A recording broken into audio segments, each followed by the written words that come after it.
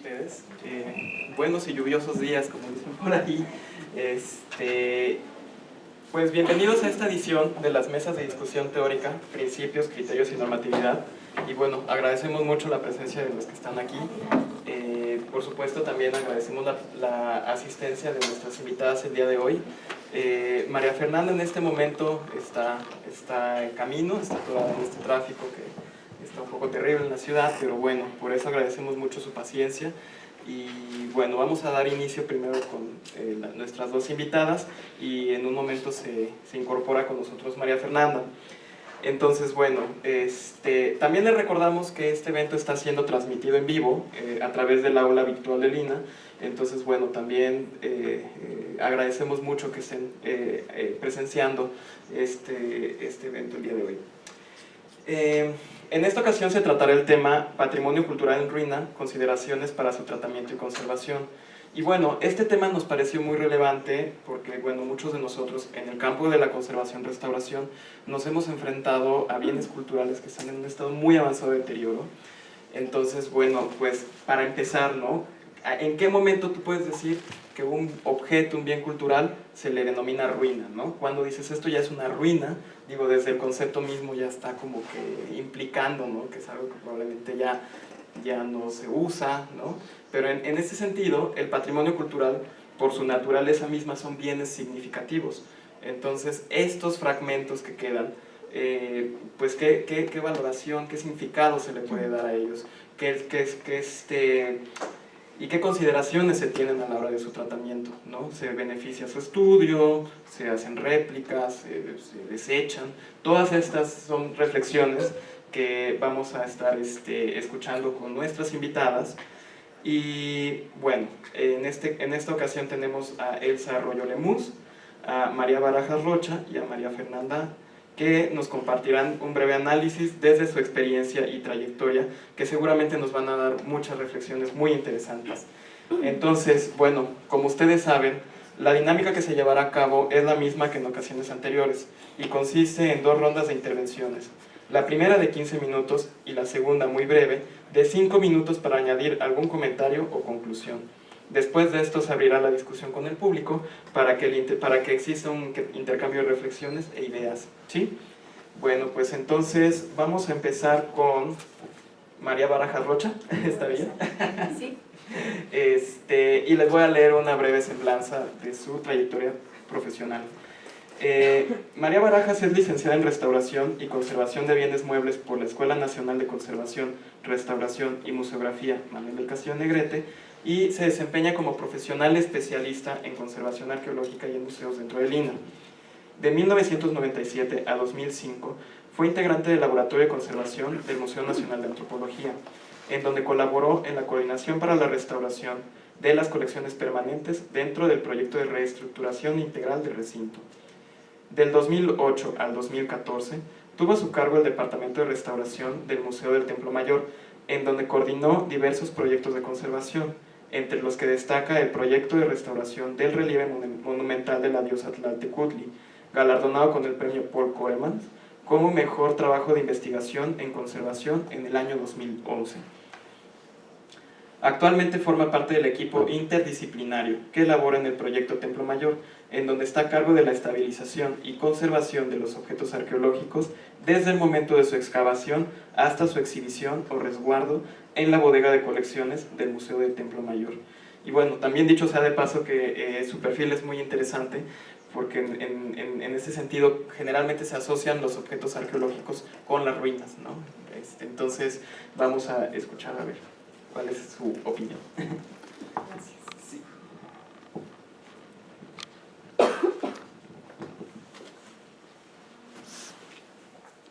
Buenos días.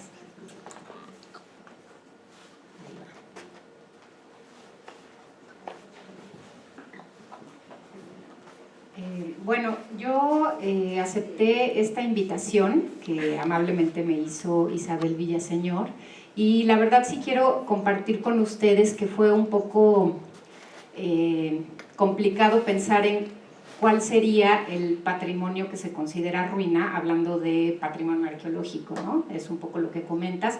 Finalmente el patrimonio arqueológico pues se podría considerar en su conjunto como un patrimonio en ruina. Pero sí me parece que hay temas en donde, o momentos en donde sí podemos hablar del patrimonio como con un mayor grado de deterioro, o quizá yo lo llamaría patrimonio o materiales que están con mayor riesgo o peligro de extinción, tal vez, ¿no? Entonces, un poco para hacer esta diferenciación. Y la idea que surgió al momento de preparar esta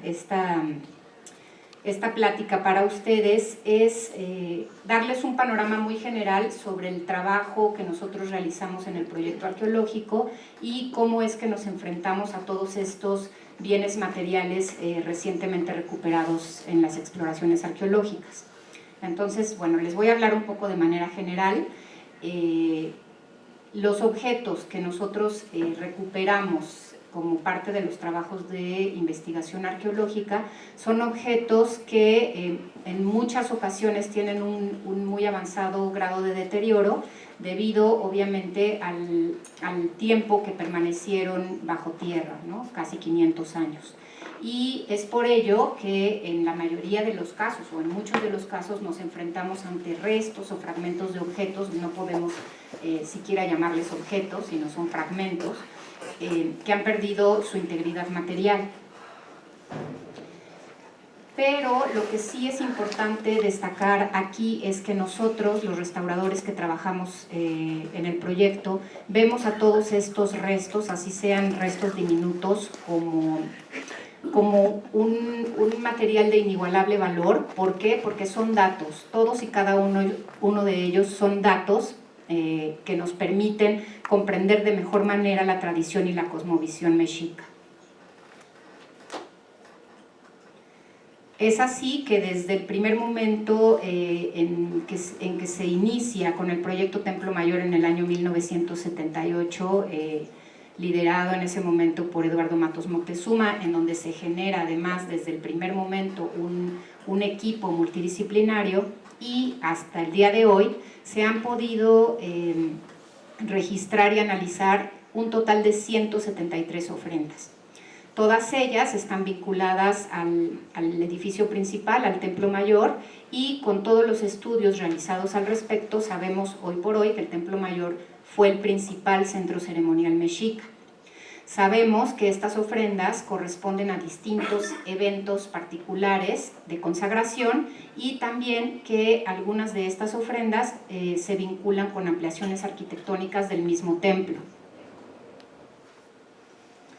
¿Cómo trabajamos o cómo es que tenemos esta aproximación, tanto arqueólogos como restauradores, a los objetos o a los restos materiales recuperados en las excavaciones?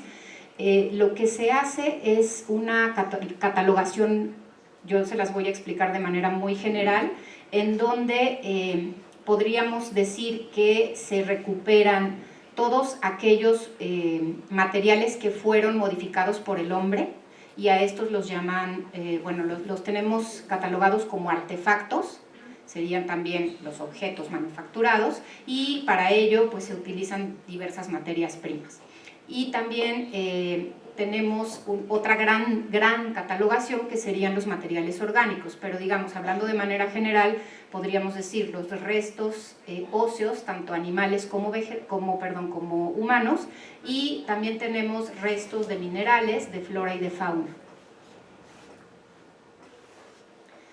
Pasando nuevamente a todos aquellos objetos que fueron modificados por el hombre, los artefactos, como ustedes saben, todos estos restos, ya sea en mejor o en un muy avanzado grado de deterioro, nos dan muchísima información. ¿Qué sabemos a partir de ellos? De manera muy general les comento que nos permiten saber las formas de adquisición, ¿no?, para todos estos dones, y con ello constatar la expansión militar y el dominio tenochca en la época. Otro dato importantísimo que nos permite conocer o profundizar todos estos restos materiales es el conocimiento sobre los procesos de manufactura. Podemos darnos cuenta de la destreza y del dominio de técnicas especializadas. Podemos también, en algunos casos, darnos cuenta de la importación de productos ya terminados, y asimismo la importación de materias primas y de especies animales que se traían al centro de México desde tierras remotas. En el caso de los materiales orgánicos, que es, como les comento, este otro gran rubro de catalogación que se maneja en el análisis y en el registro arqueológico, estaríamos hablando principalmente, o bueno, una gran parte de ellos son los restos de plantas y de flores. Con todos estos materiales, y yo se los platico así porque, bueno, muchas veces estamos hablando que trabajamos con tierra, ¿no? Entonces, pues, si pensamos en ruina es un poco como contradictorio, pero bueno, finalmente es toda la información que se obtiene a partir del estudio de estos materiales. Esos son estudios, como ustedes saben, a nivel macroscópico y microscópico, todos ellos a partir de un proceso de flotación para separar la matriz de suelo de los restos vegetales, y con estos procesos se pueden llevar a cabo estudios a nivel macroscópico, sobre todo en fragmentos o semillas completas, fragmentos de rama, fragmentos de madera, en algunos restos vegetales, y también a nivel microscópico, particularmente en los estudios de polen, de esporas y de fitolitos. ¿Qué podemos conocer a partir de todo esto? De manera muy general también, bueno, pues conocemos distintas actividades que se llevaban a cabo en la época, como el almacenamiento, la preparación y el consumo de alimentos. Por ejemplo, actualmente se están haciendo varios estudios sobre placas en restos dentarios, para poder encontrar también fitolitos en los dientes y con ello tener mayor conocimiento sobre la dieta en algunos de los individuos. Podemos conocer también el uso ritual y simbólico de algunas plantas y flores que fueron depositadas en las ofrendas, y tener un conocimiento más preciso sobre la vegetación en la época. Bueno, todo este antecedente que quise platicarles es un poco para pasar ahora a lo que nos compete, que sería ya el acercamiento que tenemos los restauradores con los restos materiales en el ámbito del proyecto arqueológico. En muchos casos, y dependiendo también la problemática a la que nos enfrentamos, llevamos a cabo investigaciones aplicadas previas a cualquier propuesta o tratamiento directo de intervención. Esto lo que nos permite es tener un mayor acercamiento al entendimiento de la interacción entre los distintos materiales constitutivos y el contexto particular. Y a partir de ello trabajamos también de manera multidisciplinaria, llevando a cabo discusiones, evaluaciones, todo ello para poder plantear las mejores propuestas de intervención. Obviamente con todo esto pues tenemos una mejor comprensión del bien y de los datos que el bien puede proporcionar, no solo a nivel conservación, sino también a nivel análisis arqueológico. Y sí, muchas veces tenemos materiales en nuestras manos cuya materia está prácticamente perdida, ya no se puede recuperar. ¿Y qué es lo que se hace en este momento? Digamos, unir mayor esfuerzo en todo el registro que se pueda tener a partir de estos materiales que están, digamos, en peor estado de conservación. Se hace un registro muy preciso en donde se pueden obtener, por ejemplo, la relación que guardaba cada uno de los objetos en el depósito específico, y además con los objetos que lo circundaban en la ofrenda, su posición cronológica, y también tratar de comprender no solamente el discurso particular de ese momento ritual, sino los mecanismos, causas y efectos de su deterioro particulares. Y sí quiero mencionarles que muchos de los lineamientos con los que trabajamos nosotros en lo cotidiano están basados en el texto de Alonso y García Vierna, en donde, bueno, sí, finalmente recurrimos a muchos de sus puntos para encaminar nuestra labor. Y uno de los que más nos tenemos presentes en lo cotidiano es el tema de los faltantes, en donde nosotros coincidimos considerar al faltante o a la pérdida del elemento como una fuente de información de igual valor que el existente. Por ello no llevamos a cabo reposiciones a menos que el objeto tenga riesgo en su integridad, ¿no?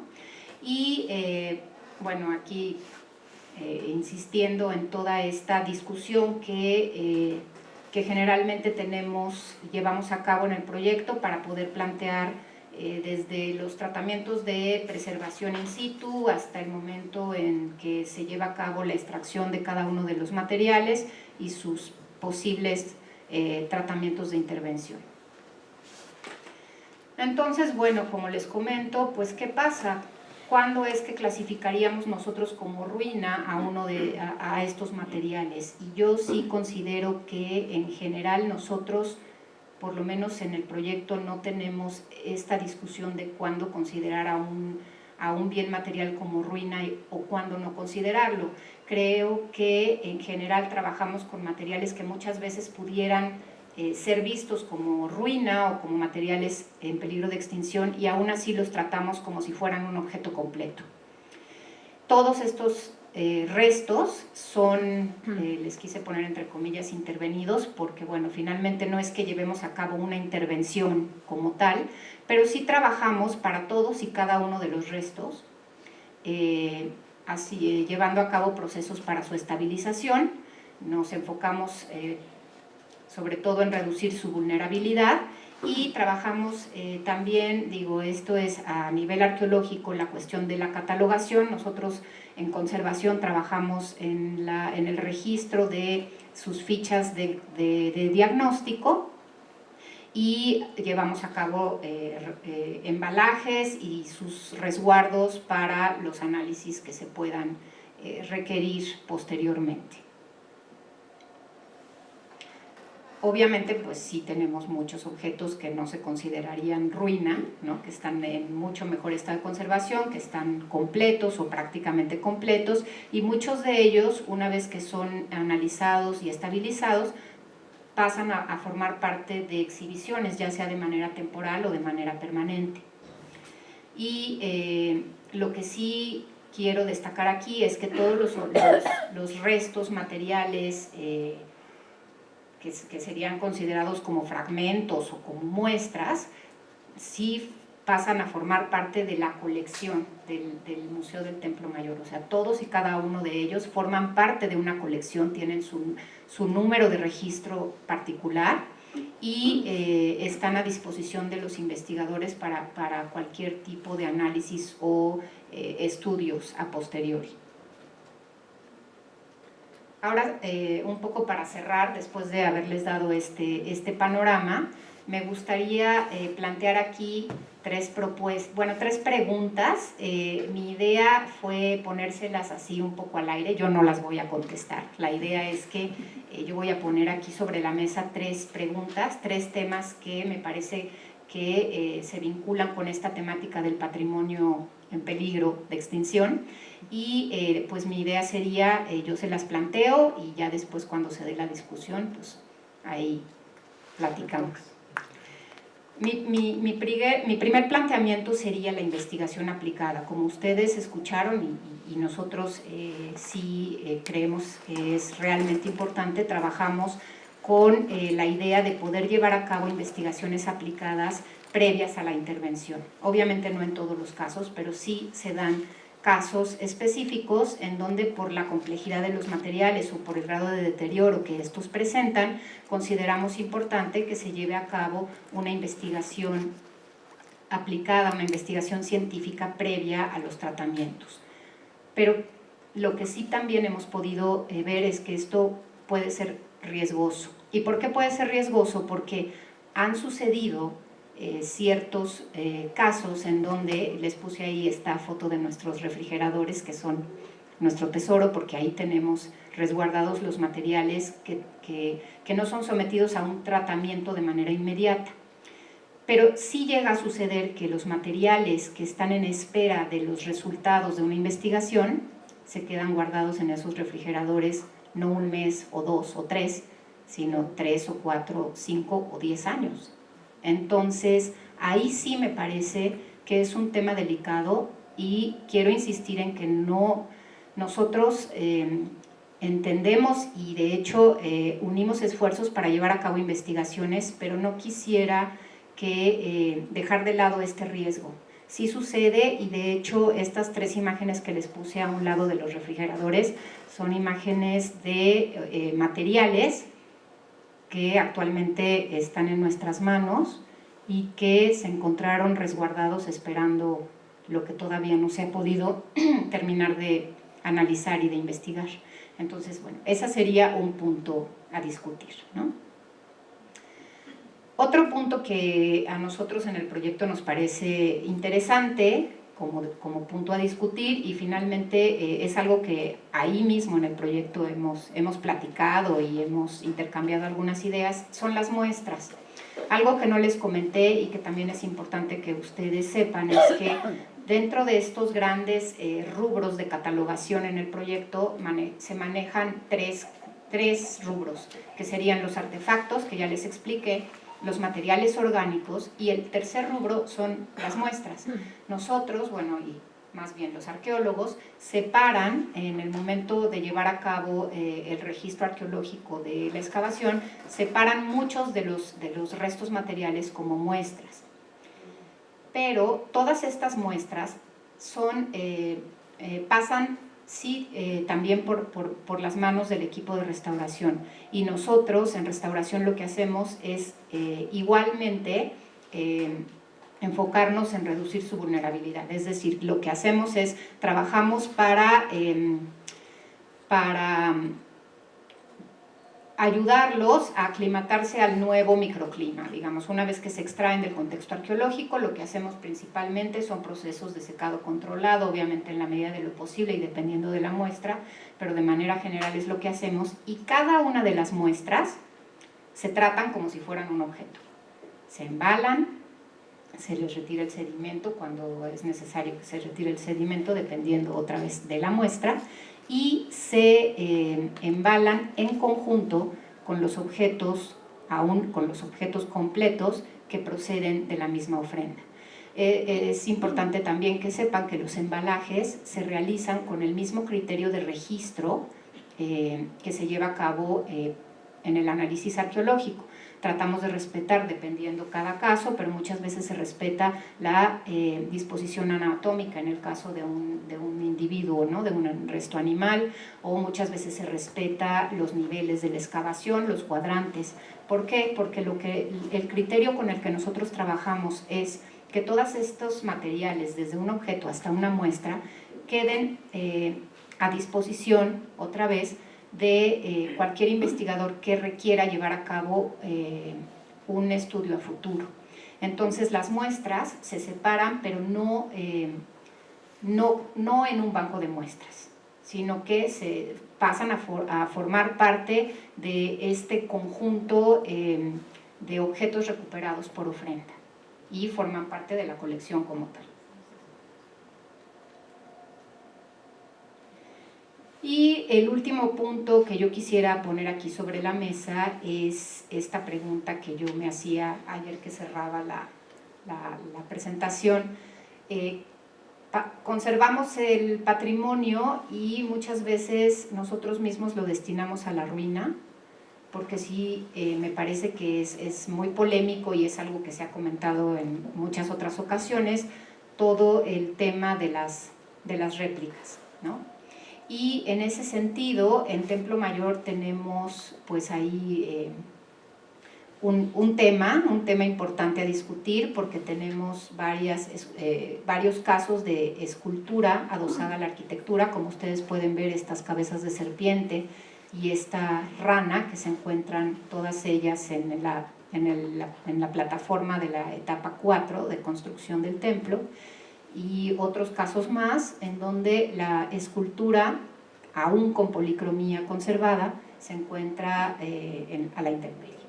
Tenemos otros casos en donde la escultura está a la intemperie con techos de protección, o pintura mural con techos de protección, pero finalmente lo que es dramático es, en el caso de la escultura, poder ver el registro de cómo ésta se encontró hace 30 años y cómo la tenemos hoy. Y también por ser ya tanto el tiempo en donde estas esculturas se han tenido exhibidas al público, pues ha permitido que se lleven a cabo una serie de discusiones y distintas propuestas e intercambios de criterios a lo largo de los años. Pero la cosa es que las esculturas siguen ahí. Y no es solamente el tema de si estas esculturas se deban de replicar y se deban de resguardar al interior del museo. Hay otro criterio que es bastante confuso porque hay réplicas de escultura adosada a la arquitectura exhibidas en la zona, como es el monolito de Coyolxauhqui o los portaestandartes que se encuentran sobre las escalinatas de la tercera etapa constructiva. Esas sí son réplicas, pero tenemos estos casos de escultura original. Entonces todo es como muy confuso, no es un tema sencillo, lo sabemos, no es un tema barato tampoco, pero bueno, creo que es un tema bastante importante e interesante a discutir. Y las dos imágenes que les puse del lado izquierdo es algo que de repente sucede también en el Templo Mayor, porque pues como ustedes saben es un lugar en el que las colecciones son totalmente dinámicas, no dejan de crecer nunca, ¿no? Y muchas veces han sucedido casos como este, en el que en el momento en que se lleva a cabo una excavación, se encuentran una serie de elementos arquitectónicos como estos pilotes de madera de época colonial, en donde pues se recuperan, se estabilizan y se quedan guardaditos en una bodega. Y por ejemplo, la fotografía que les puse de los pilotes que están en la bodega, pues ni siquiera hay datos de ellos, ¿no? Entonces, ¿qué tanto valdría la pena? Y esa es la pregunta que yo dejo aquí sobre la mesa, llevar a cabo otro tipo de estrategias con otro tipo de criterios, como la imagen que está en la parte inferior, en donde en las excavaciones que se realizaron en el año 2012, en lo que algún día será el nuevo vestíbulo de acceso a la zona arqueológica, se encontraron también una serie de estos pilotes arquitectónicos, y lo que se decidió con el apoyo de Raúl Barrera, el arqueólogo que lleva el programa de arqueología urbana, fue hacer todo el registro exhaustivo de estos elementos y reenterrarlos. Ahí se ve cómo los están ya reenterrando, se tiene perfectamente ubicado el pozo en donde quedaron, están perfectamente registrados, pero están in situ y ya no estarán sufriendo o no se encontrarán descontextualizados dentro de 20 años. Y bueno, hasta ahí les dejo estas ideas. Muchas gracias.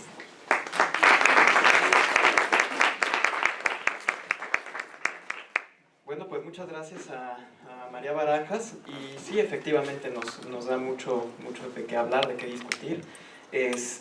Bueno, también una pequeña idea ahorita que se me ocurría es que el patrimonio que se encuentra, ¿no? El patrimonio arqueológico, ya lo decía Schiffer, ¿no? En su modelo, que ya son objetos que están en una fase de descarte, ¿no? Son objetos que pues ya estaban destinados, ya sea que sean basureros arqueológicos, o ya sea que sean ofrendas, o que hayan sido pues a lo mejor enterrados a propósito, ¿no? Por las cuestiones de la conquista, no sé.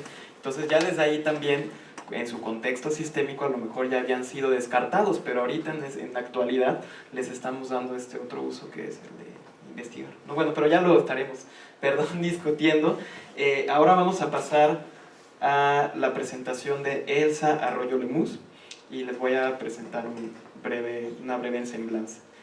Ella es investigadora en el Instituto de Investigaciones Estéticas de la UNAM, donde realiza estudios e imparte cursos y seminarios sobre tecnología, historia y materiales del arte novohispano. Ella es doctora en Historia del Arte por la UNAM, institución donde también estudió la maestría en Historia del Arte y la licenciatura en Historia. Además, es licenciada en Restauración de Bienes Muebles por la ENCRIM. Muchas gracias a Elsa Arroyo, y vamos.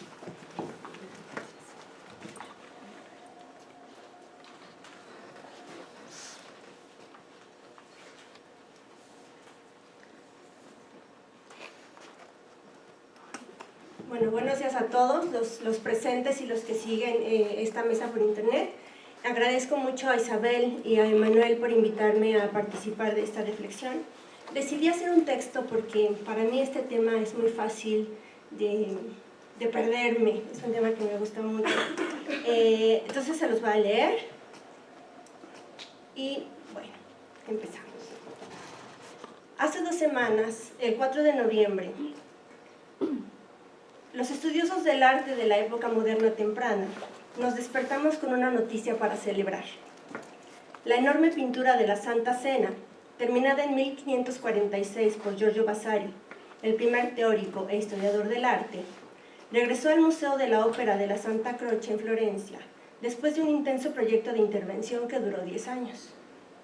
Esta fue una de las cientos de obras de arte que resultaron terriblemente dañadas tras el aluvión de 1966, cuando, como todos sabemos, se desbordó el río Arno, arrastrando a su paso colecciones enteras de arte y documentos de archivo. La subida del agua, con lodo y toda clase de suciedad revuelta, alcanzó casi los 7 metros, y pinturas como la Santa Cena fueron declaradas perdidas, o con mínimas posibilidades de reparación, dado que estaban totalmente cubiertas de lodo, como lo ven en las imágenes. Otras piezas, como el famoso crucifijo que pintó Cimabue hacia 1265, tuvieron otra suerte. Los especialistas se reunieron en la nave de la Santa Croce y definieron un plan de rescate inmediato debido a que la imagen aún se conservaba en gran medida. La aureola dorada, el rostro de Cristo, aún brillaban cuando se trasladó la pieza a los talleres de restauración, que en ese momento se convirtió también en una bodega de rescate y de tránsito. Estas habían sido improvisadas para resolver los problemas más urgentes durante los primeros días de la emergencia. Por el papel de la técnica de manufactura y la tecnología de la estructura pictórica también tuvieron un lugar fundamental en el devenir de los hechos. Y es que una pintura al óleo y una realizada al temple no reaccionan igual ni al mismo tiempo ante las causas adversas de la degradación. En el crucifijo se formaron inmediatamente enormes lagunas, pues el soporte de madera y los estratos preparatorios al expandirse botaron la policromía, respondiendo a la pérdida acelerada de la humedad.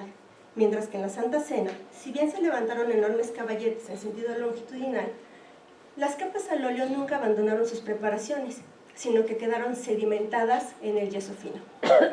Los trabajos de restauración del crucifijo también duraron 10 años. Toda la estructura de soporte fue sustituida por una nueva.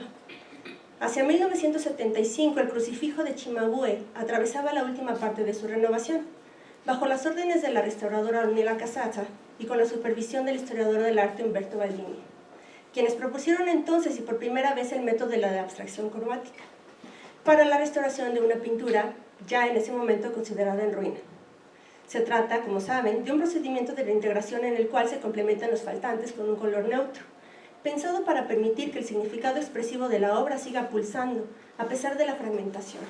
La restauración bajo este método, cito, es simplemente lo que debe ser una operación crítica, una lectura con la cual se intentó por primera vez pasar de la idea de pérdida de vida a un faltante a la de conexión a través de las lagunas. Fin de cita. Ya restaurada, esta obra se devolvió a la Santa Croce en 1976, simbolizando la recuperación de la ciudad del espantoso desastre cultural y social que había representado el aluvión. Pocos años después, hizo su primer viaje transatlántico hacia los Estados Unidos, valorada entonces como una de las grandes obras maestras del arte occidental. Por primera vez, la cruz abandonaba Florencia, dejando atrás su contexto original y su interés como obra de devoción, para encabezar una exhibición museográfica que ponía de manifiesto su relevancia cultural como emblema del desarrollo civilizatorio de la República Italiana, cuna del Renacimiento. Así lo hace notar la carta de notificación del préstamo del crucifijo, donde se expresa de un modo que no puede ser más elocuente la razón de su traslado. Debido a su carácter excepcional, el crucifijo de Cimabue ha sobrevivido intacto y en una condición prístina durante casi 7 siglos. De acuerdo con esta opinión, entonces, la restauración había sido capaz de dejar como nueva, una obra del Trecento italiano, a pesar de las pérdidas extensivas que ahora, más que nunca, habían cobrado un serio protagonismo. En otro contexto, y es el caso que estudié en la tesis de maestría, que no podía dejar fuera, creo que por ello me invitaron a esta plática. A este tipo de piezas que de un día para otro se convierten en ruinas y son el resultado de un desastre natural, una conflagración bélica, un motín revolucionario, un atentado terrorista o un ataque vandálico, donde el objeto no se destruye por completo, sino que quedan sus restos, materia alterada, fragmentos sobrevivientes en los que aún es posible reconocer la identidad del cuerpo de la obra original, o al menos su aura en el sentido benjaminiano, se les denomina ruinas prematuras. Michael Roth llama así a los objetos transformados radicalmente de un momento a otro, ejemplos que automáticamente producen en el espectador horror o fascinación, sensaciones tristes, violentas o crueles, porque son derivados de un proceso de destrucción. Toma un tiempo acostumbrarse a verlas, comprender y resolver qué hacer con este tipo de objetos. Todo resultado obliga también a aprender a convivir con ellos, ya convertidos en cosas sobrevivientes. Estarán allí para siempre, fuera de lugar, y serán irremediablemente incongruentes con el proceso de envejecimiento natural propio de su constitución matérica. En este tipo de pinturas ya no aplica la llamada curva de envejecimiento de los materiales. Y es justamente su carácter dialéctico, su estado intermedio entre lo que se pierde y lo que se conserva, lo que mejor las define como ruinas prematuras, y por supuesto lo que las hace de algún modo irresistibles. En ellas está latente su recuerdo y su significado cultural. Son agentes pulsantes en un contexto donde se les reconoce, se les valora y se les echa de menos, pues han ocupado un espacio en el mundo de las cosas tangibles que tarda un tiempo en ser olvidado, aunque sí, al final siempre se olvida. En este caso de la Virgen del Perdón, que de manera dramática, la mañana del 18 de enero de 1967, a consecuencia de un incendio devastador que consumió el coro de la Catedral de México, quedó reducida a un tablero carbonizado que se mantenía en pie gracias a la fuerte estructura del retablo que le construyó Jerónimo de Balbás en 1737, reconfigurando el espacio testero de la Catedral de México mediante la recolocación de una de las piezas fundantes del edificio del Sobispal. La Virgen del Perdón fue la obra maestra del flamenco Simón Pereins, quien a poco más de un año de su llegada a la Nueva España en 1566 debió afiliarse al orden religioso y político del virreinato y ajustarse a las demandas de sus principales promotores, el Cabildo Catedral y los representantes regulares de la Santa Inquisición, institución que apenas comenzaba a establecer sus reglas de operación en el virreinato novohispano. En estas fotos se ve la pintura exhibida en un contexto ya de museo, convertida en una ruina y aún así en una obra de arte. Entre un 15 y un 20% de la capa pictórica original tuvo la suerte de conservarse sobre el tablero carbonizado.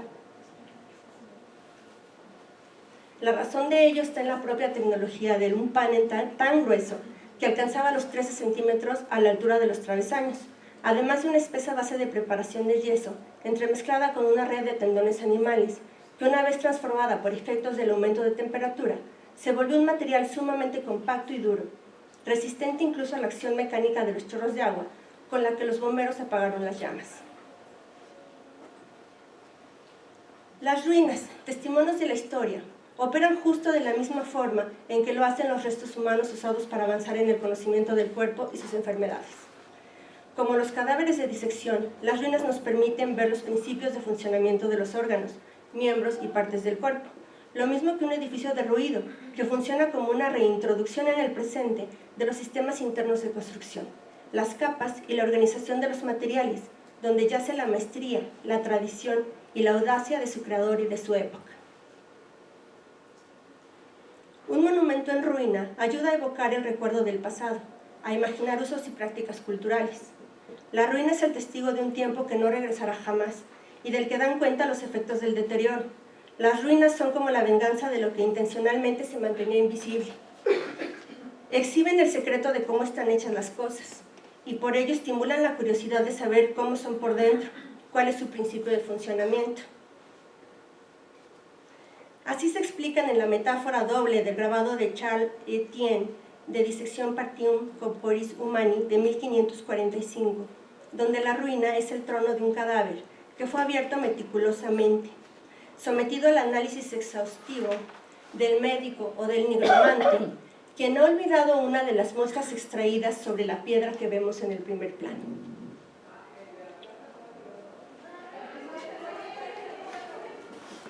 La valoración de la ruina como testimonio de la historia, del espíritu de una época, reconocida en su papel fundamental de herencia cultural para las generaciones del futuro, la debemos al pensamiento crítico de John Ruskin, defendida así en su Lámpara de la Memoria, publicada por primera vez en 1849 dentro del bien conocido libro Las lámparas de la arquitectura.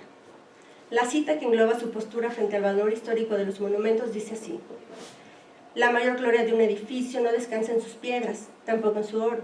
Su gloria está en su edad y en ese profundo sentido de expresividad, de severa contemplación, de simpatía misteriosa e incluso de aprobación o condena. Todo eso que sentimos en las paredes que han sido lavadas largamente por las transitorias oleadas de la humanidad. La historia, así con mayúscula, es aquella que se explica a partir de fragmentos o trozos del pasado, recuperados de palabras, documentos, versos, piedras, vestigios, relieves, memoria oral y muchas otras fuentes, muy diversas que conforman el territorio de la disciplina. Lo importante no son los hechos en sí, sino su comprensión.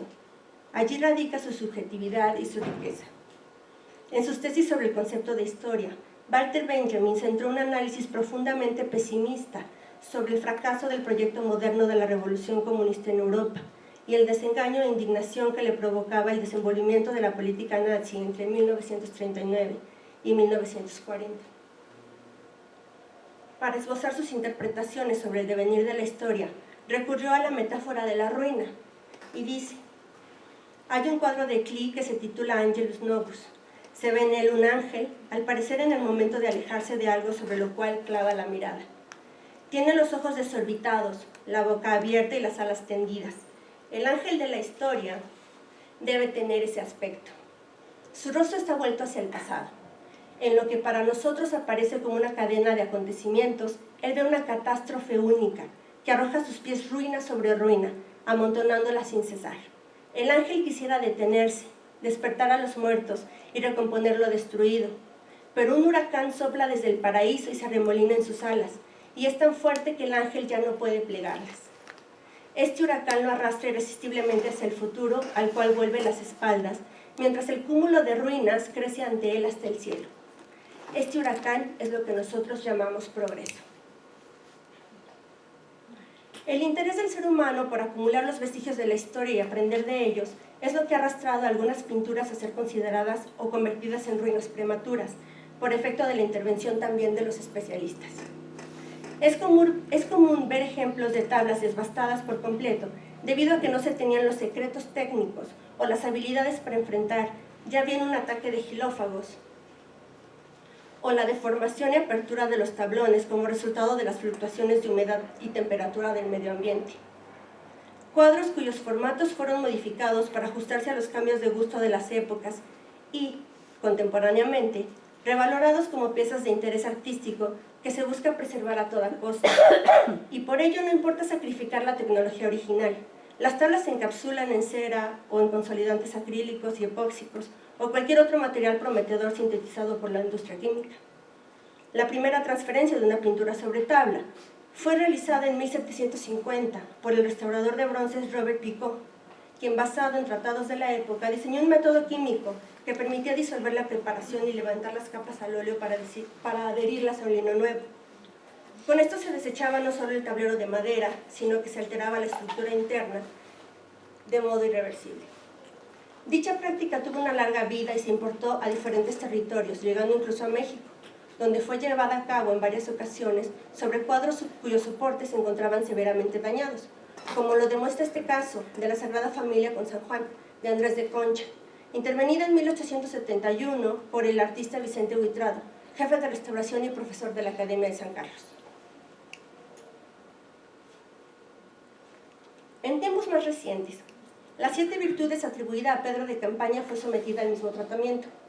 El delgado tablero de madera, compuesto por 3 tablones armados en sentido vertical, fue desbastado hasta la preparación y posteriormente adherido a un nuevo soporte de tela de lino crudo. La ficha técnica de esta imagen debiera consignar en el rubro de técnica: óleo traspasado a lino mediante proceso de consolidación a la cera resina adherido a tambor multiply, originalmente óleo sobre tabla. En estos casos, aquello que da cuerpo a la imagen, lo que permite su figuración y el funcionamiento interno de los órganos. Ya no existe, ha sido sustituido por una acumulación de materiales de restauración. Me pregunto si una obra así se libra de ser considerada ruina, si se mantiene únicamente la capa pictórica original, y de ser así, su valor como testimonio de la historia queda supeditado a una interpretación contemporánea sobre el aspecto que debiera tener una obra de arte del pasado. Lo cierto es que las implicaciones culturales de su materialidad y su tecnología para responder preguntas básicas del investigador sobre su autoría, su procedencia, su escuela, su tradición, los métodos de trabajo que le dieron forma a los cambios de significado de la imagen, su relación con los contextos históricos en cada una de sus etapas de vida, se encuentra en un estado igual de fragmentario que su estructura pictórica. Y esa es la realidad. Muchas gracias.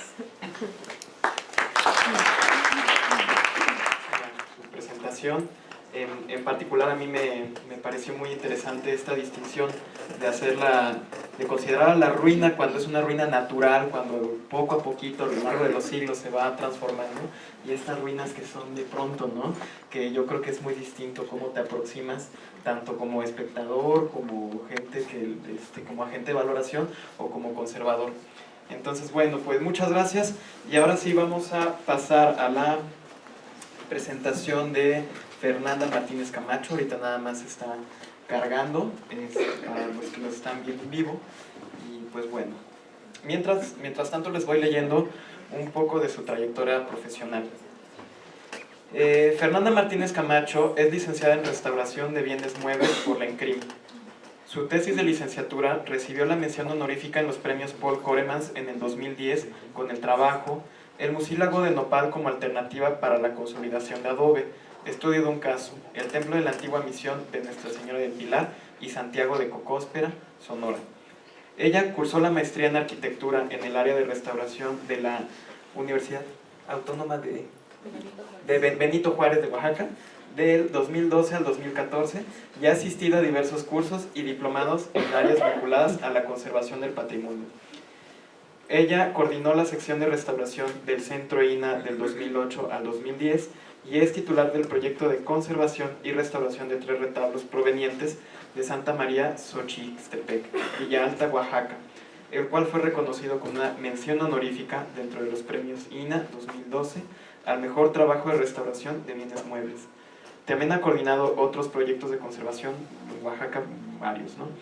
Su trabajo profesional se ha centrado en bienes inmuebles por destino, teniendo una especial dedicación a la pintura mural, acabados arquitectónicos y a los retablos. Bueno, pues ahorita nada más que se marque, se cargue. Yo les vengo a presentar un caso de estudio, un trabajo que acabamos de realizar en el estado de Oaxaca. Es un caso pues realmente algo difícil, algo extremo, y que nos ha implicado realmente pues revalorar realmente toda la situación que tuvimos, de todos los objetos que nos encontramos. Y bueno, pues les muestro con imágenes, porque en este caso creo que es más fácil que ustedes vean las imágenes que realmente que yo les explique toda la situación, ¿no? La comunidad de San Pablo Coatlán está en la Sierra Sur de Oaxaca. Es una sierra que es bastante incomunicada. Ustedes saben que la orografía de Oaxaca no es nada sencilla, y ahorita, a últimas fechas, que se han iniciado varias veces la construcción y reconstrucción para tratar de terminar las carreteras que comunican a la ciudad de Oaxaca con la costa, ha sido una región que ha sido afectada por estos trazos carreteros, con lo cual ha habido muchas promesas sobre desarrollo económico para sus comunidades.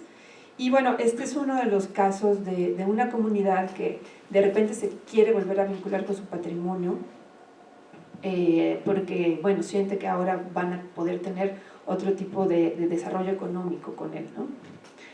Este es el templo de San Pablo Coatlán. Aquí en estas primeras diapositivas vienen una serie de reflexiones tomadas del libro de Muñoz Viñas, de la teoría contemporánea de la restauración, que me parecen interesantes por la cuestión del simbolismo de la ruina y de los objetos caídos en el abandono. Es un templo que se edificó en el siglo XVII y en el XVIII, y tuvo una serie de reconstrucciones a lo largo de los siglos, porque está desplantado sobre una terraza que es artificial.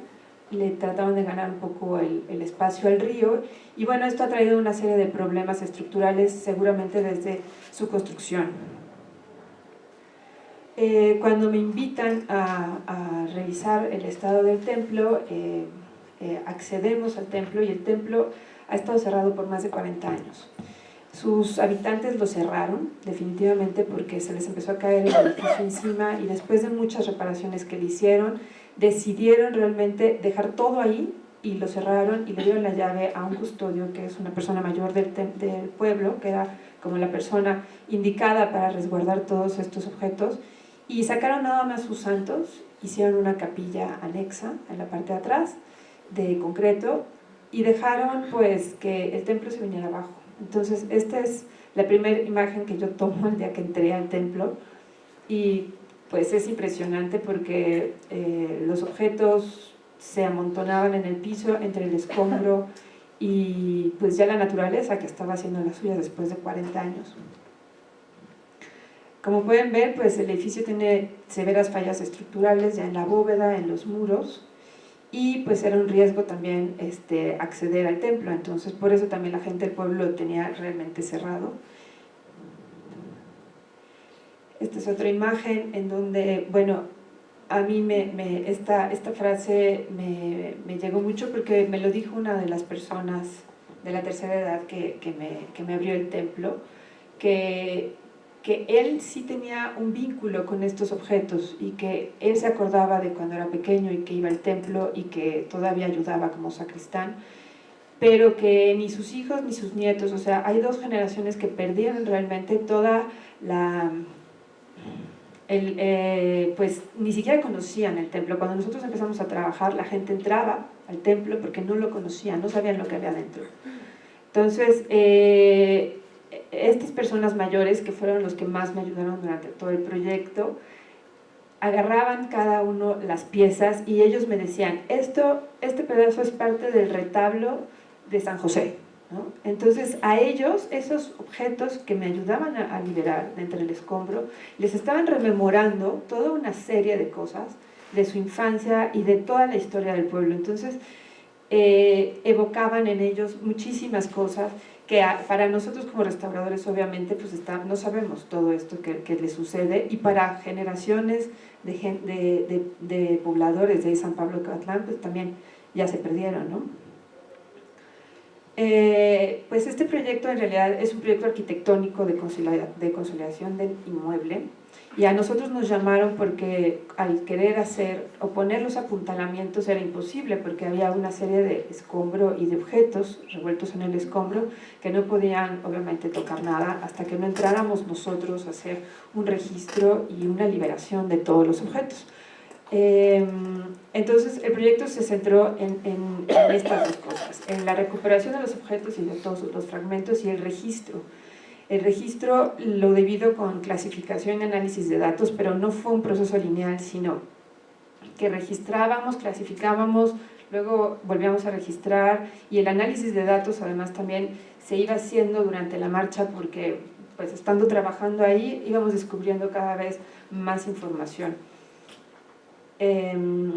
Había objetos que estaban, bueno, retablos que estaban desplomados justamente enfrente de sus espacios, entonces podíamos intuir que eran piezas de los retablos que estaban anexos, pero también ya había habido una serie de intenciones de la comunidad como de limpiar un poco los espacios, entonces muchos de los objetos también los empezaron a arrinconar en otros espacios, entonces no era tampoco tan fácil poder discernir qué pieza era de qué retablo, porque además encontramos ya con los registros y todo que eran 8 retablos barrocos y 2 neoclásicos.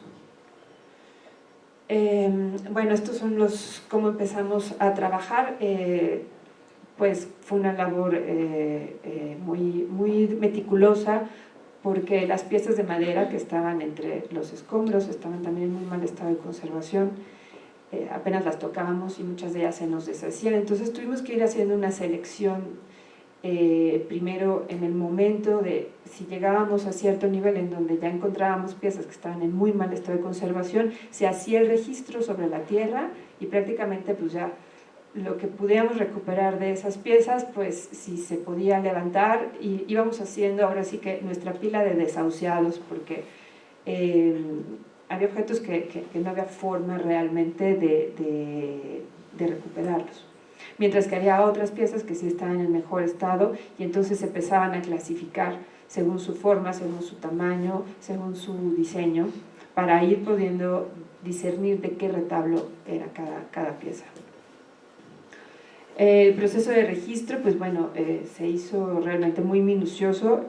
Durante todo este registro a veces no sabíamos de qué retablo era, entonces empezábamos a tratar de poner nosotros mismos una serie de claves para irnos entendiendo e ir armando de forma digital los retablos. Se hicieron los levantamientos de forma digital también, y aquí en la planta arquitectónica se enumeran los retablos que ya descubrimos al final y con la entrevista de las personas que estaban en la nave. Estos son los levantamientos de los retablos. Bueno, este es, por ejemplo, el retablo de San Antonio de Padua, que también tenía severos desplomes, y para evitar que se colapsaran las piezas tuvimos que también desmontarlo parcialmente durante el proyecto. Y este es, por ejemplo, el caso del retablo mayor, la fotografía que ven del lado izquierdo. Se desplomó realmente sobre el presbiterio, entonces fuimos separando pieza por pieza, levantando pieza por pieza para irla registrando, mientras que la imagen que ven en el lado superior derecho, pues es la parte donde se cayó una gran parte de la bóveda, y ahí teníamos también pues piezas arquitectónicas labradas que estaban revueltas junto con los objetos de madera que eran parte del retablo que estaba en ese muro lateral y del púlpito. La fotografía de abajo es lo que les explicaba, ya la gente empezaba como a jalar algunas piezas para quitarlas justo del área de la nave donde estaba el hoyo de la bóveda y donde pues precisamente se mojaban y crecían plantas. La clasificación, pues empezamos a separar las piezas por tamaño, por forma, por función, elemento, las columnas, los entablamentos, las cornisas, todo lo fuimos separando para ir liberando poco a poco todo el espacio de la nave. Y bueno, prácticamente el templo quedó así, y empezaron ya, después de que nosotros sacamos todos los objetos, a hacer los apuntalamientos, porque pues sí era un riesgo realmente trabajar al interior del templo. Todos los objetos los llevamos a una bodega, se clasificaron, se pusieron etiquetas de acuerdo a sus fichas de registro. Y bueno, se tratan de colocar de la mejor forma posible. Algunos sí los embalamos, pero otros tantos preferimos no hacerlo debido al alto nivel de humedad que tenían. Entonces preferimos que se fueran secando poco a poco en este espacio, el cual también tuvimos que improvisar un poco, adaptar, porque es dentro de la misma población. O sea, es un espacio que el mismo pueblo destinó para tener todos los objetos. Y bueno, fue un proceso donde la población se involucró mucho. Yo creo que era más por el morbo de entrar al templo, que había estado cerrado durante 40 años, pero teníamos mucha gente trabajando que quería apoyarnos, que quería platicarnos. Tengo muchas entrevistas con mucha gente porque yo me sentaba durante horas a platicar con la gente, y gracias a eso pudimos entender un poco más cómo estaba conformado todos los retablos del templo. El objetivo de un grupo de personas de la comunidad es que el templo se recupere, y como va a pasar la carretera que va a comunicar con la costa, quieren ellos que sea ese como un punto turístico donde la gente pueda bajar, comer y bueno, visitar el templo. Pero pues estas generaciones que ya no tienen este vínculo con el templo, pues lo quieren ver como una cuestión completamente turística, ¿no? O sea, mientras que las personas mayores sí quieren que el templo vuelva a tener su función religiosa. Entonces, bueno, ustedes saben que con el trabajo de comunidades es complicado entender, saber y muchas veces el uso y el destino de los objetos son los que nos indican los procesos de restauración. Entonces, esta primera etapa de restauración ha sido realmente hacer un registro y entender a la comunidad y empezar a trabajar con ellos para que tampoco se generen falsas expectativas de que todos los retablos van a quedar perfectamente dorados y brillantes, porque como pueden ver en la fotografía de abajo, tenemos pérdidas del 100% de bases de preparación y de hoja de oro, ¿no?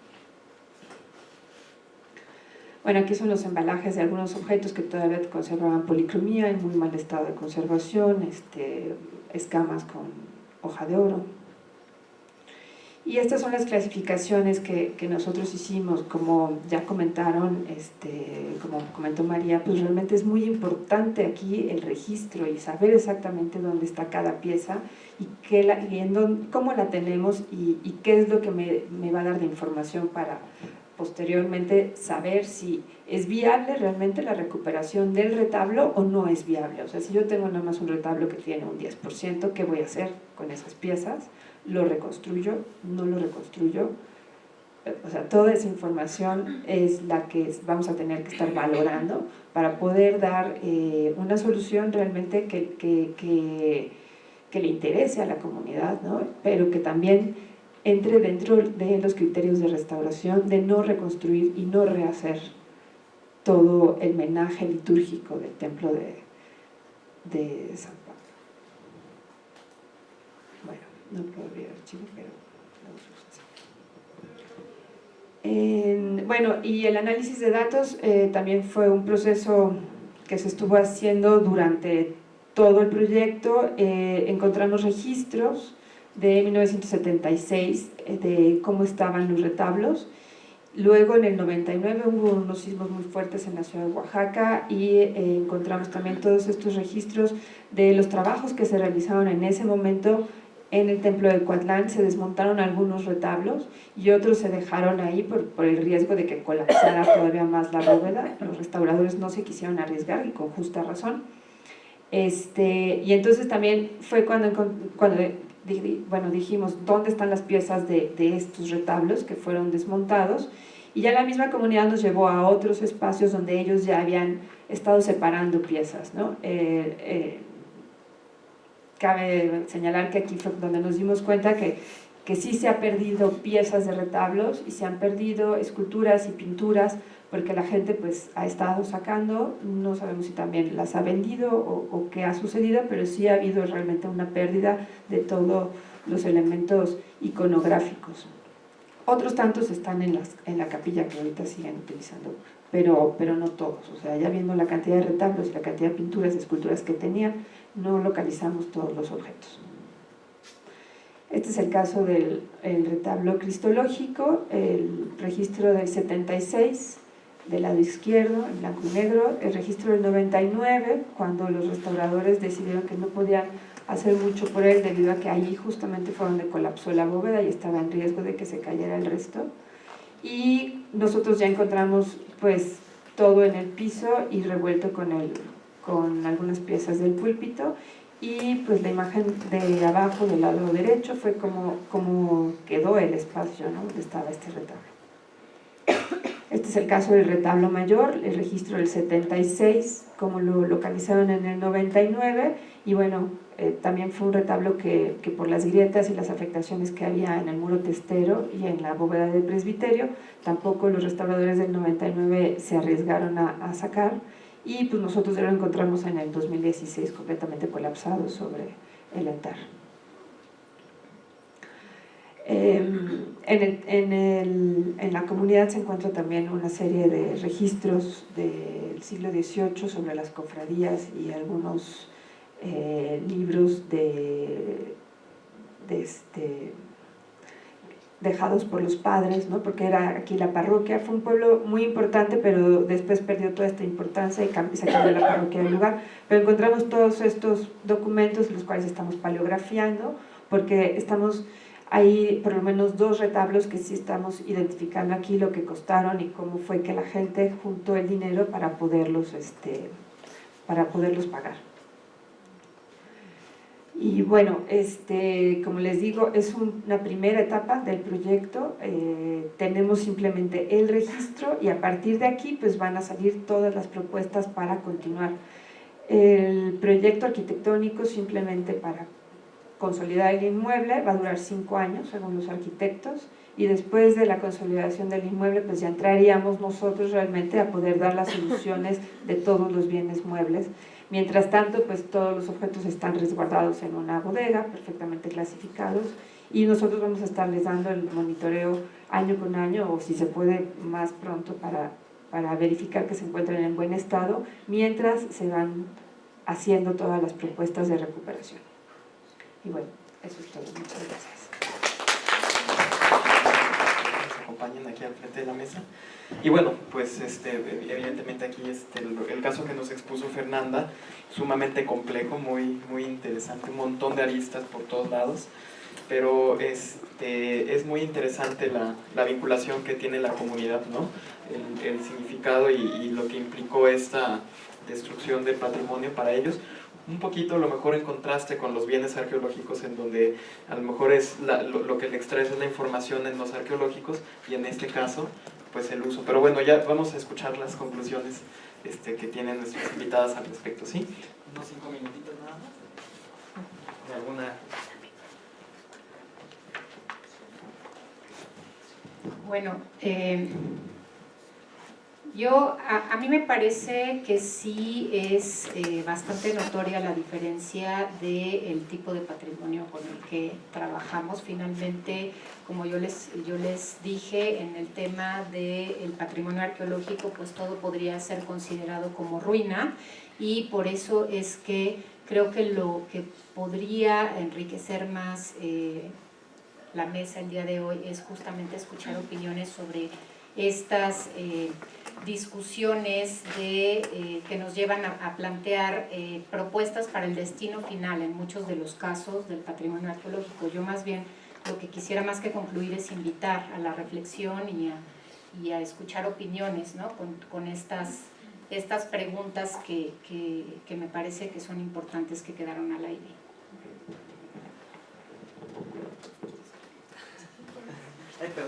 Por aquí está. Gracias. Sí, bueno, ha estado muy interesante porque definitivamente los panoramas son totalmente distintos, pero creo que hay una cosa que vincula las tres presentaciones que hemos dado hoy, y es, por un lado, esta cualidad de lo orgánico de la ruina, es decir, es algo que te invita a descubrir desde una perspectiva que tiene tintes arqueológicos, sí, que tiene tintes, la palabra excavación estuvo en las tres ponencias, por ejemplo, ¿no? La ruina y su potencialidad como documento, creo que es lo que empata en los tres casos. Cosas que han perdido su integridad, pero que siguen fascinando y siguen siendo un objeto de estudio muy actual, ¿no? Que sí, hay muchas más preguntas y muchos más problemas en relación a qué vamos a hacer con ellas, ¿no? Porque están como intermedias entre su historia y entre el futuro, ¿no? Son cosas así que operan en dos sentidos. Y otra cosa que es muy evidente o que nos reúne a todos es la vulnerabilidad. O sea, son piezas que también nos están exigiendo hacer algo, ¿no? No se pueden quedar como tales. Bueno. Sí, bueno, yo también coincido, o sea, el trabajo al que yo estoy acostumbrada no va generalmente al lado arqueológico, ¿no? Pero siempre pues hay este contacto, y creo que en las tres ponencias lo que es muy básico es el registro minucioso para poder entender y tratar de sacar el máximo de información de todas las piezas, a pesar de que se nos pierdan en las manos, ¿no? O se pierdan en un refrigerador, o se pierdan durante el proceso de investigación. Es como una carrera contrarreloj un poco, porque ya nos encontramos con piezas que tienen el tiempo contado, y nosotros tenemos que vamos a hacer ese vínculo para que esas piezas pues puedan contar todavía parte de su historia. Y pues a final de cuentas va a ser una reinterpretación de los objetos a través de sus fragmentos, ¿no? Eso es lo que hacemos nosotros ahorita al enfrentarnos con estas piezas que ya están en un grado tan avanzado de deterioro que a lo mejor no van a llegar más allá, ¿no?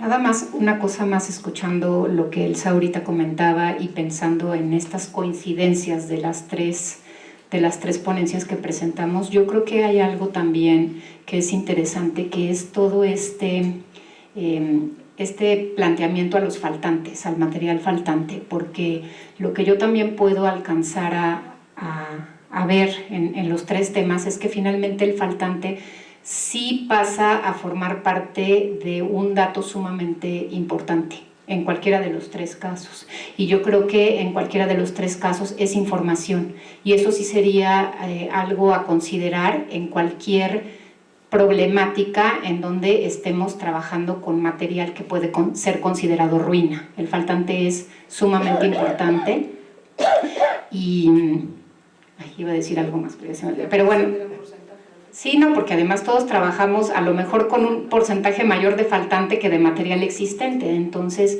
sí creo que ese es un tema que impera en cualquiera de las problemáticas a las que nos enfrentamos, ¿no? Bueno, no sé si quieran, empezamos con las preguntas con el público. Bueno, pues entonces ahora pasamos a la sesión de preguntas y respuestas, comentarios. Si hay alguien que quiera añadir algo, por favor levanten la mano. ¿Sí? Hola, muchas gracias a las tres, muy interesantes todas sus ideas y sus casos. Yo lo que quería preguntar, pues no sé, para las tres supongo, es en casos extremos donde los bienes han perdido no solo su potencial, por ejemplo, museable, sino incluso su potencial de estudio, que son piezas a lo mejor completamente, no solo que perdieron ya su unidad, digamos, formal, sino que a lo mejor también están completamente descontextualizadas y que también, pues, investigarlas, pues, ya, digamos, sirve de poco, ¿no? Porque ya no tienen como mucho potencial de información tampoco. En esos casos, ¿qué podría plantearse? Porque digo, nosotros como restauradores pues estamos con un mandato pues muy grande, ¿no? El patrimonio cultural es gigantesco, cada una de ustedes en sus centros de trabajo pues no puede ver que lo que hay que conservar es mucho, ¿no? Entonces en un sentido pues hay que priorizar lo que sí se puede rescatar, ¿no? Y un poco dejar de lado pues lo que ya está perdido. Entonces en ese sentido, si hubiera un caso extremo, ¿qué opciones ven ustedes como de tratamiento? Quizás no de conservación, porque como que estamos acostumbrados a de entrada a pensar en conservación, pero quizás no siempre es la opción. ¿Qué alternativas hay, por ejemplo, de confinamiento o de descarte, o un tipo de descarte que quizás no sea tirarlo a la basura, pero quizás sea, pues eso, reenterrarlos o confinarlos de alguna manera en una bodega especial? No sé, ¿qué se les ocurre en esos casos? Quemarlos, dice Mauricio.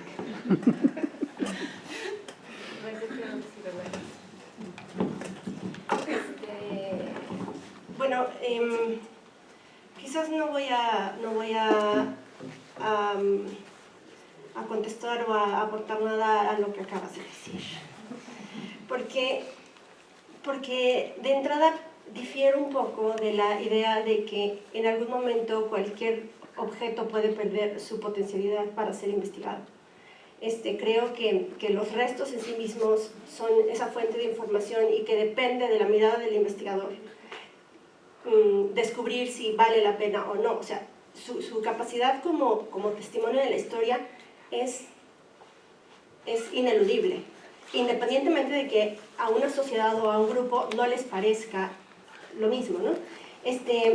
Eso de entrada. Y en segundo lugar, creo que justo el problema de la ruina es un problema de tipo histórico, más que un problema de pura conservación.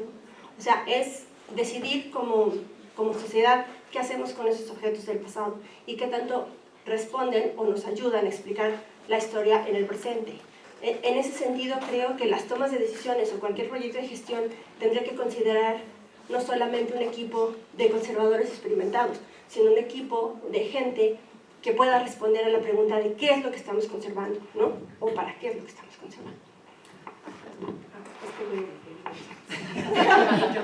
Perdón, bueno, pero por eso tomé el micrófono, porque voy a diferir un poco de Exa, porque, o sea, según mi experiencia realmente y según todas las piezas que yo me pude encontrar en este proyecto, pero que también me he encontrado en otros proyectos de reconstrucción de retablos, hay un punto en el que no puedes consolidar, o sea, no puedes consolidar, no la puedes reintegrar, ya te dio la información, ya la mediste, ya sacaste la talla, ya, o sea, más que nada en retablos que son repetitivos, que hay muchos, o sea, aquí también viene el tema de unicidad o de excepcionalidad de la pieza, ¿no? O sea, yo me imagino perfectamente que un Cristo de Cimabue jamás nadie le va a quitar un pedazo y lo va a tirar a la basura. Pero yo tengo retablos y en este caso yo sí enterré varias piezas de retablos. O sea, juntamos una serie de objetos y de fragmentos que ya era imposible, que registramos y todo. Hicimos una pequeña ceremonia ahí con la gente del pueblo, hicimos un hoyo en el atrio y lo enterramos. Y ahí se quedaron, ¿no? Tomamos muchas fotos, pero ya eran objetos que ni siquiera me sirven a mí, que no me cabían en la bodega, porque también las bodegas son finitas, no podemos tener bodegas para guardar todo. Y que pensando realmente en el uso final del edificio, poner un fragmento así de madera, todo carcomido, pues no tiene caso, ¿no? O sea, no nos va a aportar mucho más de lo que ya el restaurador ya le pudo tomar de información. Entonces, bueno, esta es como otra visión de bienes históricos, retablos repetibles, o sea, por eso digo, hay que tomar en cuenta lo excepcional de cada una de las piezas. Bueno, yo que les digo, la verdad yo sí vivo peleando con lograr reenterrar muchas cosas, ¿no? Sí creo que hay que ser muy responsables también para tomar una decisión así y principalmente no podemos pensar en reenterrar o incluso en hacer réplicas sin tener detrás todo un trabajo de análisis y de registro muy preciso, porque si no, sí perdemos información, ¿no? Y obviamente lo que nosotros queremos es justamente recuperar la mayor cantidad de información posible, pero muchas veces, como comenta Fernanda, no tenemos ni el espacio, ni los recursos, ni tampoco la infraestructura de planeación sobre qué va a pasar con todos estos elementos. Y otra cosa que a mí me parece preocupante es esta cuestión de la descontextualización, o sea, porque no es solamente el que decidamos resguardar, no sé, 50 pilotes arquitectónicos en una bodega en donde a lo mejor en unos años nos los vamos a encontrar sumamente deteriorados y con un riesgo de pérdida, sino que nos los encontramos sin información. Entonces ahí sí creo que nuevamente coincidimos, lo más importante es el registro, explotar la mayor cantidad de información posible, pero muchas veces sí tenemos que tomar otras medidas como reenterrar, a lo mejor desechar. Digo, ustedes saben que en arqueología pues hay basureros, ¿no? Y finalmente se explota la mayor cantidad de información posible y se desechan las cosas. Muchas felicidades. Y mi pregunta más bien va hacia el sentido contrario de lo que está planteando Isabel. Y me gustaría saber cuál es como su postura, ¿no? ¿Cuál es la postura y cuál es sobre todo la percepción que ustedes tienen de generar justo con un elemento en estado de ruina integraciones modernas, ¿no? Tenemos como en México muy poquitos casos en realidad, pero a nivel internacional sí existe como este vínculo entre integraciones, por ejemplo, arquitectónicas contemporáneas con elementos en estado de ruina, ¿no? Y así también para objetos, pinturas y algunos otros elementos en el que tratan como de generar esta integración entre lo moderno y lo antiguo.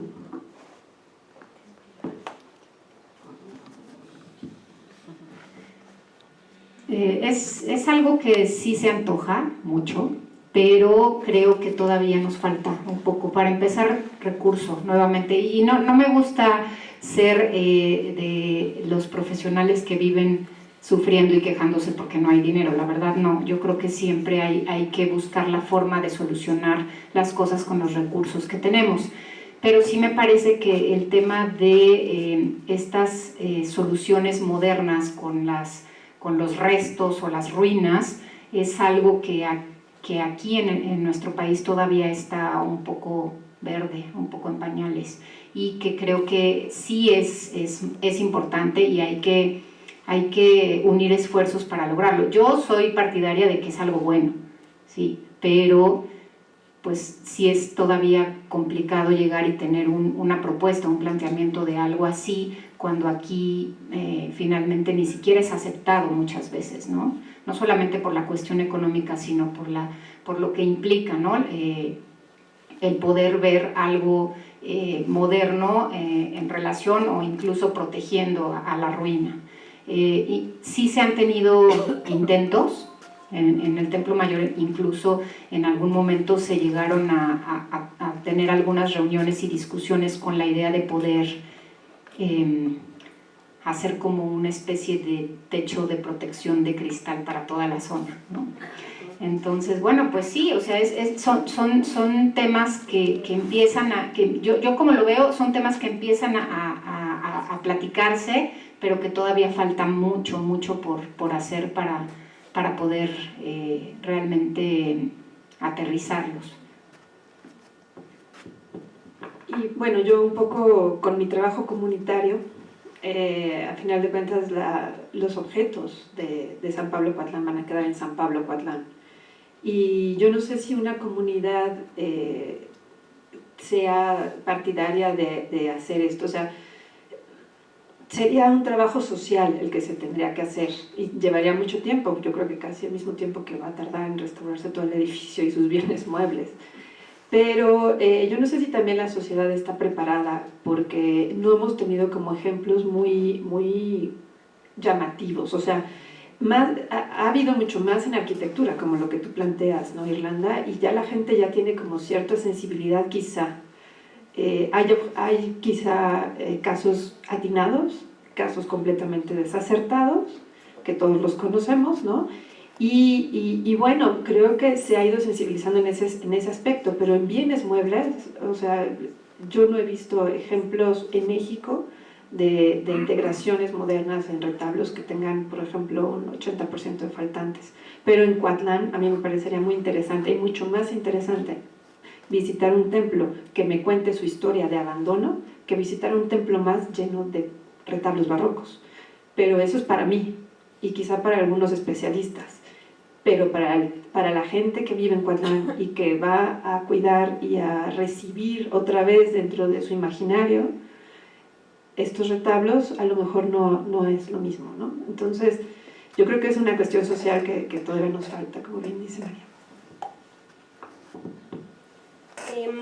Pues está bien interesante el tema, porque creo que la condicionante para poder definir o permitir una intervención contemporánea en un monumento histórico tendría que ser justamente el respeto de la mayor cantidad de información contenida en la cosa, ¿no? Y esto aplicaría a cualquier tipo de obra, o incluso una zona arqueológica que se hace también todo el tiempo. Sí, definitivamente creo que no ha habido casos tan creativos, o no demasiados, pero que a mí sí me parecería una vertiente necesaria, porque la restauración es un proceso actual. O sea, no le estamos explicando a la gente del siglo XVIII cómo era su retablo, ¿no? Ni le estamos explicando a Cimabue qué es lo que es valioso de eso, sino que le estamos conservando para el presente y para el futuro. Entonces, cualquier intervención en ese sentido sí sería muy pertinente. Ahora, el punto es cuando los proyectos de ese tipo son fallidos, es que también, ¿cómo se puede decir? El perfil o el grupo de trabajo que los está interviniendo quizás no es el adecuado para llevarlo a cabo. Y en ese sentido, yo que trabajo todo el tiempo con las pinturas, hay intervenciones en faltantes que son tan dañinas para la unidad de la obra, para la unidad de la pieza, que mejor no se les debería hacer, ¿no? Entonces, un poco es este valor de lo contemporáneo en la obra antigua sí tendría que estar medido por nuestra capacidad de explicar, por nuestra capacidad también de respetar lo que se conserva de eso, ya sea en términos de imagen, significado, función, etc. Talía, ahora sí. Bueno, yo quiero regresar a la pregunta que había planteado Isabel. Y un poco nada más quería dar como otro ejemplo que recordé a partir de lo que estabas diciendo, Fernanda, porque yo creo que sí hay ocasiones en las que real es tal la ruina en la que ya no hay valores. Estoy pensando en bienes documentales con ataque de humedad por muchos años, de hongo, que es tal la degradación ya del papel, o sea, son bloques como, es un ladrillo ya el papel, ya no hay forma de recuperar nada de información, de contexto, y además está todo infestado de hongos, ¿no? O sea, es una cosa terrible. De hecho, creo que el Archivo General de la Nación tiene un procedimiento para dar de baja este tipo de materiales porque no hay ya que rescatarlo, ¿no? Entonces yo creería que pues me parece como interesante la postura que ha tomado, que hay desde el Archivo General de la Nación, y que quizás como restauradores nos cuesta trabajo porque siempre queremos encontrar, y está bien que tratemos de ver si todavía existe ahí un valor, pero creo que hay un momento en donde, no sé, o sea, pienso un poco pues tienes polvo, tienes cenizas, ¿a qué conservas? Y entonces te llenas una bodega, y sobre todo pensando también en el tema de los recursos, o sea, tenemos un presupuesto, y pues creo que sí deberíamos de también pensar en función de las prioridades y de los recursos que tenemos, qué hacemos con ese tipo de patrimonio. No sé si quieran explicar algo o pasamos. Nada más voy a decir algo. ¿Puedo tomar la palabra? Sí, bueno, va Yolanda, después Gaby y después usted. Pero digo algo rápido de lo de Talía. Yo sí, obviamente coincido con la postura de dar de baja, ¿no? estos materiales que ya no son recuperables, y nada más insistiría en que estos materiales son datos, son fuentes de información. Entonces no lo vería tanto, porque de repente creo que como restauradores nos enfocamos en tenemos que conservar el objeto, no nos podemos dar el lujo de que se pierda, y finalmente no se pierde, son datos, son fuentes de información. Entonces explotemos eso y después desechemos. A veces vamos a tener que hacer eso, es como lo diría. Sí, totalmente de acuerdo con ustedes. El punto aquí sí es, creo, un tema de planeación y gestión, obviamente, y la cosa que quería decir es el punto de la toma de decisiones, ¿no? O sea, sí, la toma de decisiones desde la perspectiva del conservador, ¿qué tanto podría, es pregunta quizás para todos ustedes, qué tanto podría estar enriquecida por un mecanismo más de un comité amplio, ¿no? Ampliado? O sea, ese sería como... Perdón, y digo nada más un pequeño también pensamiento. Y también lo que pasa es que también se habla de sacar la máxima información posible de algún resto, pero también si no hay una pregunta de investigación pertinente, particular y que esté apegada a un plan más grande, pues a veces tampoco, no a veces, yo creo que tampoco tiene mucho sentido sacar información por información, sino que tiene que haber bases de datos donde se estén alimentando pues con esta información, si no creo yo que tampoco tiene tanto sentido. Pero bueno, seguimos entonces con Yolanda.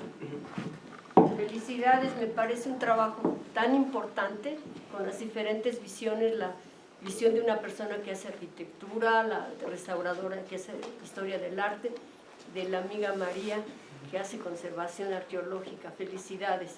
Miren, me hicieron recordar a Paco de la Maza en el 67, cuando se quema Catedral, 1967. Yo ya tenía apenas como una semana de ser trabajadora aquí en la coordinación, o sea, hace 50 años.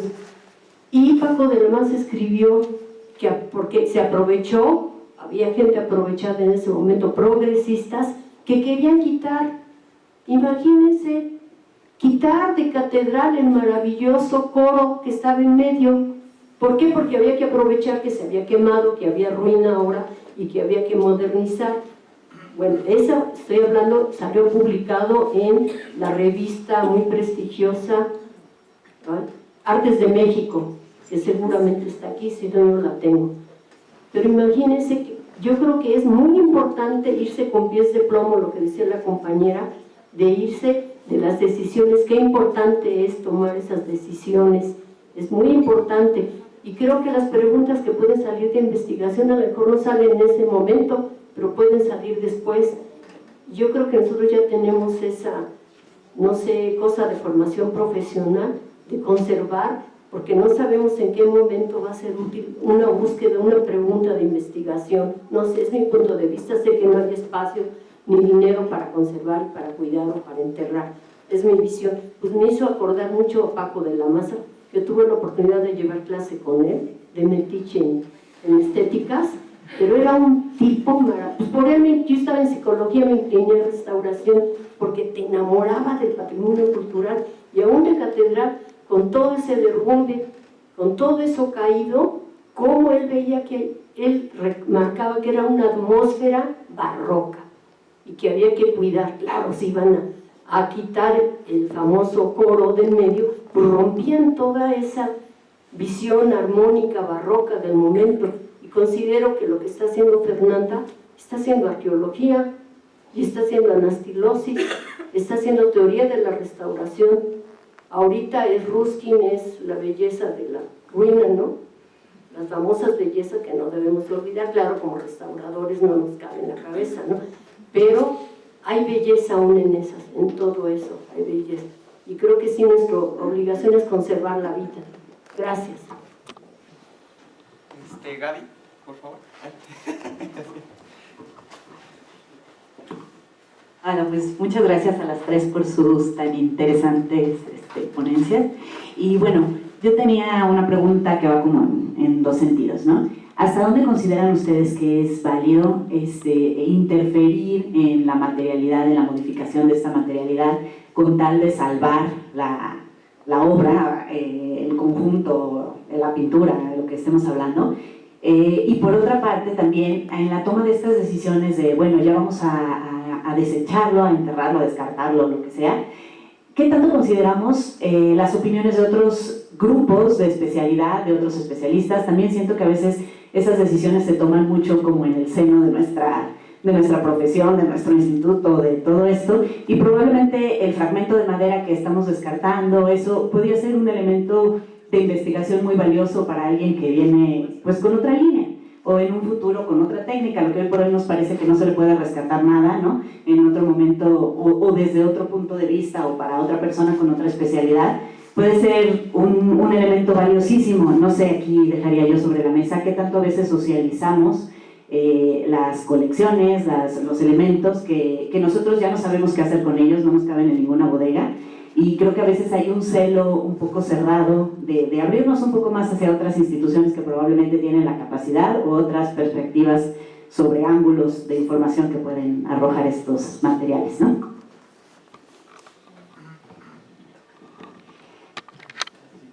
Bueno, respondiendo a la última parte de qué tanto abrimos estas decisiones, me sentí un poco aludida porque hemos reenterrado algunas cosas. En realidad, yo ahí sí coincidiría con lo que comenta Elsa. Yo creo que tendríamos que tener a lo mejor un consenso, digamos, más abierto, ¿no? Un grupo colegiado que nos permita también y que nos respalde a las decisiones que tomamos. Lo poco que se ha hecho a este respecto en el Templo Mayor, pues se somete al Consejo de Arqueología, punto. Y finalmente, es cierto, a lo mejor son materiales que pueden ser explotables por alguien más, ¿no? A nivel investigación. Lo que hemos tenido también mucho cuidado es que ahí están, o sea, finalmente los materiales tampoco es que los hayamos mandado a otro territorio, o sea, están ahí, están reenterrados en pozos perfectamente ubicados y la idea es resguardarlos de manera diferente. Es un poco como nosotros lo hemos visto, ¿no? El material está registrado y está ubicable para futuras investigaciones, y creemos que es mucho más valioso y más certero pensar en la conservación de estos materiales, hablando de conservación. Así que en las bodegas, en donde muchas veces, como les mostré el caso, la información se pierde, ¿no? Entonces un poco iría por ahí. Bueno, yo en mi caso, la verdad es que mi equipo interdisciplinario era con arquitectos y la verdad no se metían mucho porque pues, lo que ellos querían era meter trascabo y sacar todo de ahí. Entonces, en realidad, la toma de decisión la hice yo, ¿no? Perdón. Pero sí considero muy interesante, o sea, muy importante tener realmente pues un equipo de especialistas que te pudiera respaldar, como dice María, ¿no? Que no cayera y que no fuera una decisión de una persona, en este caso. Y bueno, yo de todas formas tengo 3 cajas en la bodega de fragmentos que no sabemos ni de dónde son ni de nada, pero que también van a funcionar como muestras, ¿no? No sé para qué, porque todavía no tengo la pregunta de investigación. Pero pues durante el proceso yo espero que me surja una pregunta de investigación la cual me las pueda responder esas piezas.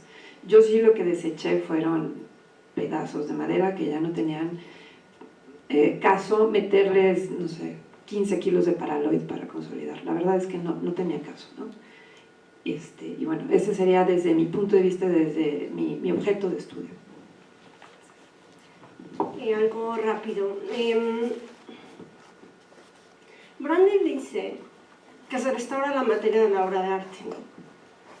Y ahorita en una cita que nos presentó Fernanda, que me gustó mucho, porque sirve para pensar en esto, es que la valoración de la obra y su significado está en el uso, no en sí misma. ¿Sí? Eso es lo que más o menos decía la diapositiva.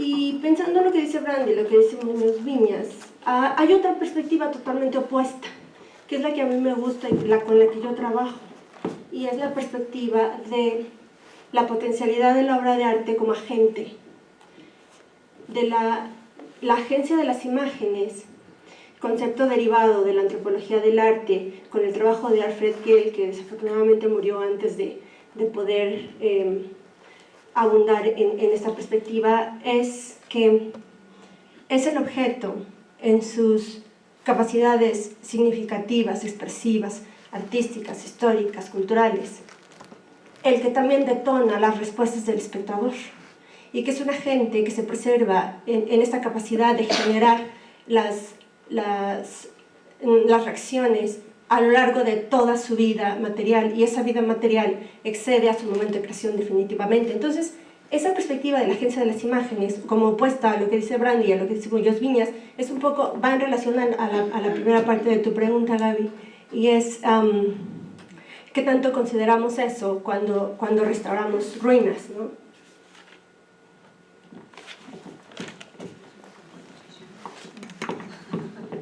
Bueno, Teresita.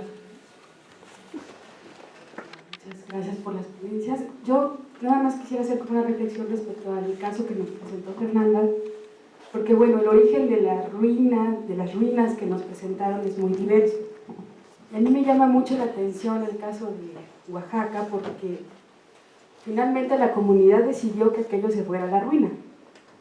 O sea, ¿no? Nos decía Elsa que bueno, hay que tomar en cuenta a un grupo interdisciplinario, y evidentemente siempre estamos hablando como de la vinculación de la comunidad con su patrimonio, de la gente que es como dueña de patrimonio específico, en donde quiera que se encuentre. Y la comunidad decidió que aquello se fuera a la ruina, o que se hiciera una ruina. Y creo que se vincula también con una mesa de discusión en la que yo participé acá, que hablaba de la utilidad pública del patrimonio.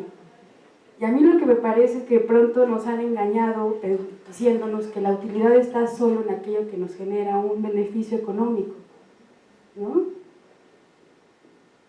El templo tenía un uso religioso y, o sea, no vieron esa utilidad cuando empezó, digamos, este proceso de deterioro dramático, y en vez de tratar de, o sea, el uso religioso no fue lo suficientemente fuerte o valorado para decir, no, vamos a detener esto, vamos a buscar ayuda, sino hasta que la utilidad tiene otro sentido y por eso está desvinculado de las nuevas generaciones, ¿no? Que ya no ven ahí como una fuente de espiritualidad o lo que sea.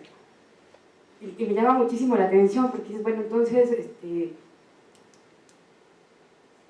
realmente la decisión de lo que se va a hacer es solamente, bueno, no puede ser solamente de la comunidad que la resguarda o que la usa. No sé, me deja así como muy en shock. Lo que vi, o sea, ¿por qué la utilidad del patrimonio solamente es cuando, ¿no? me reporta como un beneficio económico?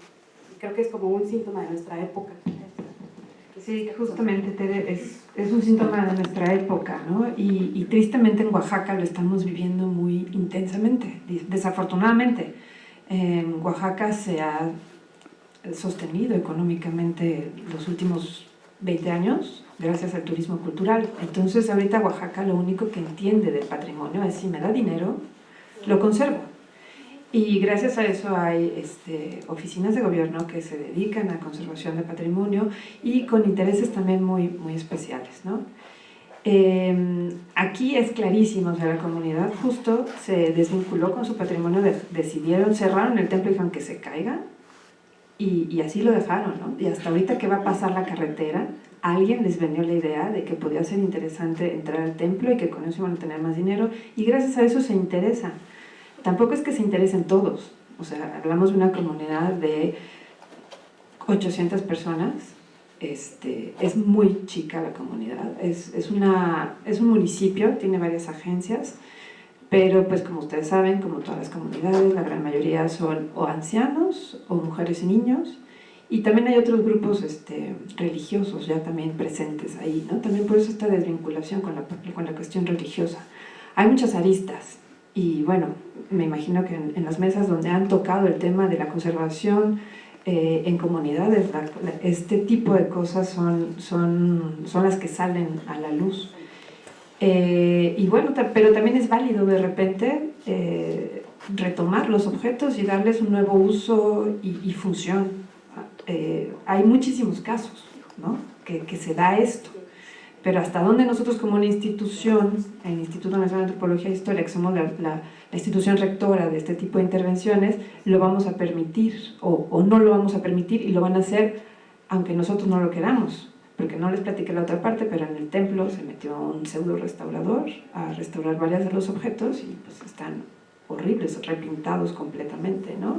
Entonces, hay muchas aristas y yo soy más de la idea de entrarle, ¿no? No por complejo darle la vuelta, sino por complejo hay que entrarle y tratar de entender la dinámica desde adentro y tratar de dar las mejores soluciones, ¿no?